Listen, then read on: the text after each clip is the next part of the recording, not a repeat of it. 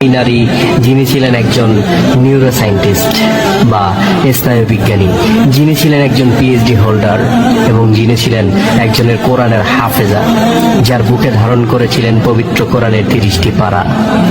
এই সেই নারী যিনি হয়েছিলেন 2003 সালে কিডন্যাপ এবং যার স্থায়িত্ব হয়েছিল 2008 সাল পর্যন্ত। পরবর্তীতে তাকে নিয়ে যাওয়া হয় আমেরিকান টর্চার ছেলে এবং সেখান থেকে তার উপর চলে পাশবিক নির্যাতন ও মানসিক নির্যাতন।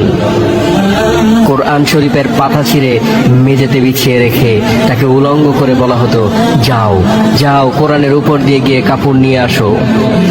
ওই নরপশুরা তাকে বিভিন্ন ভাবে নির্যাতন করতে শুরু করে। খেলায় মেতে ওঠে ওই হায়নার দলেরা। পালাক্রমে গণধর্ষণের শিকার হন এই কোরআনের হাফেজা।